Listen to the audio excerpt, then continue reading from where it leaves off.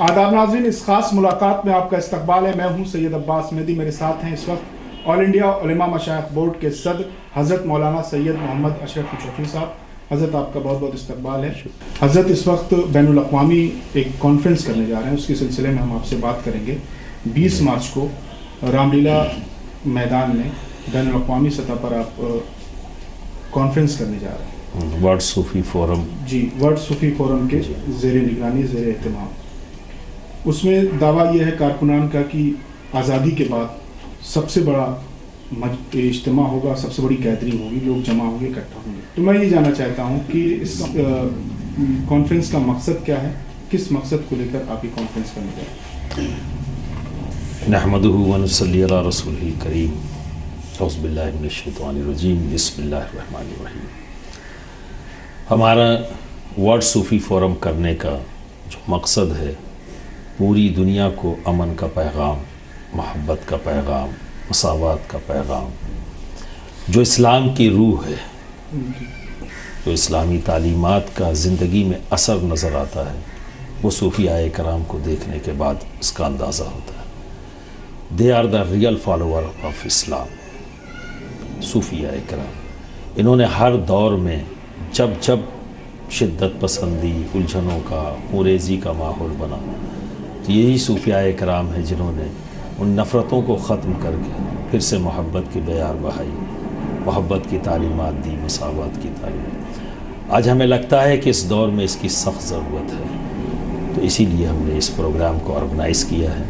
اس طرح کا پروگرام اس سے پہلے میں یہ کہہ سکتا ہوں کہ آزاد ہندوستان میں نہیں ہوا، کیونکہ ایک ساتھ علماء، مشائخ اور دانشور طبقے کبھی ایسا نہیں ہوا کہ ایک ساتھ ایک ہی پلیٹ فارم پر اکٹھا ہوا اور ایک ہی اسٹیج کو انہوں نے شیئر کیا۔ تو لوگ سوال یہی کر رہے ہیں، جیسے آپ نے کہا کہ آزادی کے بعد پہلی بار اتنا بڑا اجتماع ہوا ہے، اخبارات میں لوگ سماجی سطح پر یہ سوال کر رہے ہیں کہ آخر اب 66-68 برسوں کے بعد کیوں لوگ جاگے؟ کیا ملک کے حالات دور حاضر میں واقعی اتنے خراب ہو چکے ہیں؟ کیا مسلمانوں میں انتشار پیدا ہو رہا ہے؟ کیا مسلمان غلط راہ و روش کو اختیار کر رہا ہے؟ یہ جو دعوے ہو رہے ہیں کہ مسلمان ISIS سے جڑ رہا ہے، تو کیا یہ حقیقت میں ایسا ہے؟ اس کو دیکھتے ہوئے آپ نے یہ فیصلہ لیا یا کچھ اور آپ کے سامنے منظر تھا جس کو دیکھ کر آپ نے اس کا فیصلہ لیا؟ یہ ورلڈ صوفی فورم ہے، نیشنل صوفی فورم نہیں۔ تو اس کو صرف اپنے ملک کے ہی حالات کو کے مطابق نہ دیکھا جائے۔ صوفی فورم ہے تو ہماری نظروں کے سامنے پوری دنیا ہے، اور ہم دنیا کی دوسری بڑی آبادی ہیں ہندوستان میں۔ بڑی آبادی مسلمانوں کی دنیا کی انڈونیشیا میں ہے، اور دوسری بڑی آبادی مسلمانوں کی ہندوستان میں ہے، اور ہماری کچھ خصوصیت ہے جو ہم چاہتے ہیں کہ دنیا جانے، اور دوسری بڑی آبادی ہونے کے باوجود بھی دنیا ہندوستانی مسلمانوں کو نہیں جان رہی ہے، چونکہ ایسے لوگوں کے ہاتھ میں قیادت رہی، ایسے لوگوں نے نمائندگی کی جو صحیح طریقے سے نمائندگی نہیں کر سکے، نہیں بتا سکے۔ تو آج ضرورت ہے کہ ہم یہ بتائیں ہندوستانی مسلمان کس طرح سوچتا ہے، کس طرح سے اپنے ملک میں رہ رہا ہے، اور یہ ضرورت بھی ہے اور اس کا ایک اثر بھی آئے گا۔ تو ورلڈ صوفی فورم کے اس پلیٹ فارم سے ہم دنیا کو بتائیں گے کہ ہم بھی مسلمان ہیں، ہم بھی شریعت محمدی کے پابند ہیں، اور اسلام کی تمام تر روایات کو مانتے ہوئے بھی اس ملک میں ہم سکون سے رہ رہے ہیں، امن سے رہ رہے ہیں، بھائی چارے کے ساتھ رہ رہے ہیں۔ ایک گنگا جمنی تہذیب ہے ہماری، اس تہذیب کے تحت ہم رہ رہے ہیں، ہمیں کہیں الجھن نہیں ہے۔ تو اے لوگوں، اے دنیا، اے انسانیت ہماری طرف دیکھو، اے انسانوں ہماری طرف دیکھو، اے لوگوں ہماری طرف دیکھو کہ ہم جس ملک میں رہ رہے ہیں اس ملک میں زبانیں 100 کلومیٹر پہ بدل جاتی ہیں، اس ملک میں فیتھ 100 کلومیٹر پہ بدل جاتے ہیں، کلچر بدل جاتے ہیں، ہوا پانی کلائمیٹک بھی دیکھیں گے تو بہت چینجز آ جاتے ہیں۔ ایسے multi cultural, multi religious, multi language رکھنے والے کنٹری کے اندر ہم اسلام کو فالو کرتے ہوئے پیار اور محبت سے رہ رہے ہیں، امن و شانتی کے ماحول کو قائم رکھا ہے، اور ایک گنگا جمنی تہذیب ہم نے بنائی، تو پھر آپ کیوں نہیں رہ پا رہے ہو؟ جو اگر پوری دنیا پر نظر ڈالتے ہیں تو جو مسلم ممالک کی جو پوری پٹی ہے، موروکو، مراکش سے لے کر پاکستان تک، اور ان ملکوں میں اگر ہم ان ملکوں کی تاریخ پڑھتے ہیں تو ہمیں پتہ چلتا ہے کہ یہاں سب سے زیادہ صوفیاء کرام رہے ہیں، یا کچھ ایک دو ملک عراق اور سیریا کے کچھ حصوں میں شیعہ رہے حضرات ہیں. تو یہ کون لوگ ہیں جو آبادی تو 80%، مصر کی آبادی 80% صوفیاء کرام کی، افغانستان کی 60% سے زیادہ آبادی صوفیاء کرام کی، مراکش میں وہی لوگ، لیبیا میں وہی لوگ.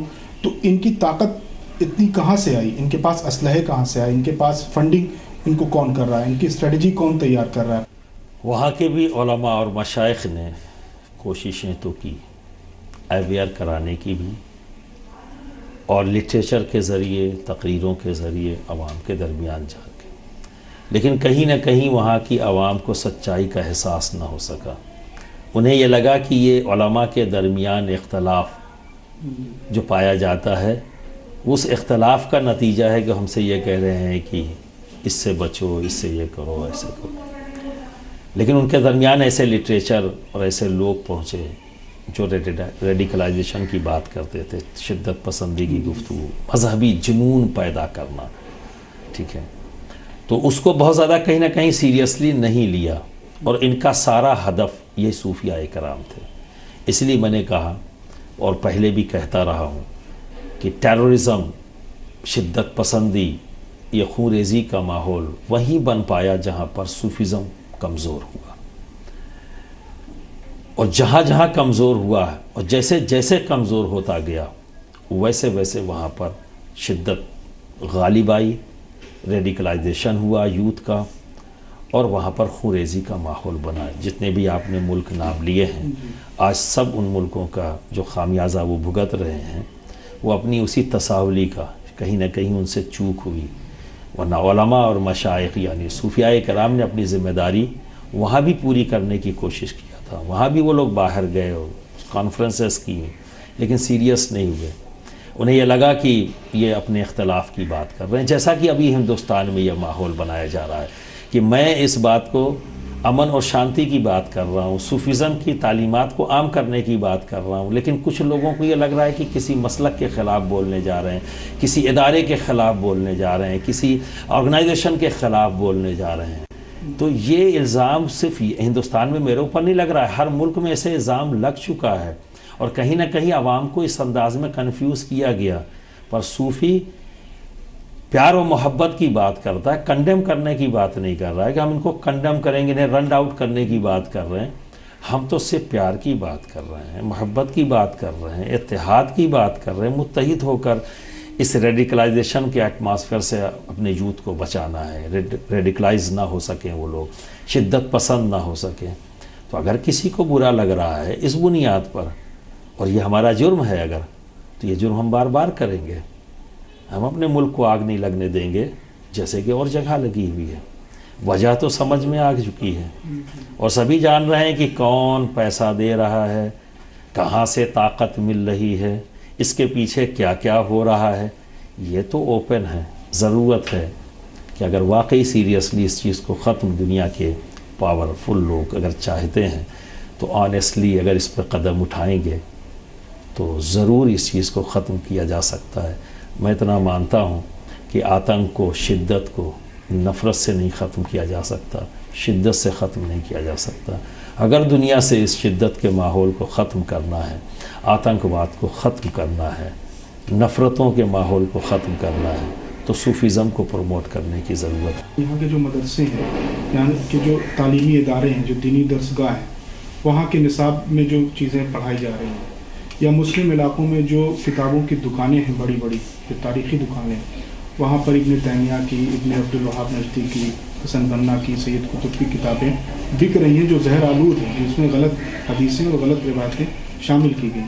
تو کیا اس کے لیے بھی کوئی تیاری ہے کہ مدرسوں کے نصاب کو ٹھیک سے کیا، جو اسلام کی تاریخ ہے، جو اسلام کی تعلیم ہے، جو اسلام کی تہذیب ہے، جو اسلام کے پیغامات ہیں، جو سرکار دو عالم صلی اللہ علیہ وسلم کے اخلاق، کردار کی سنت کی تعلیمات ہے، اس کو پڑھایا جائے، نہ کہ ابن عبدالوہاب نجدی کو پڑھایا جائے، ابن تیمیہ کو پڑھایا جائے، جو من گڑھن حدیثیں ہیں، جو زہر آلود ہیں. تو اس کے لیے کوئی لاہ عمل ہے آپ؟ ہاں، اسی میں ہی شامل ہے.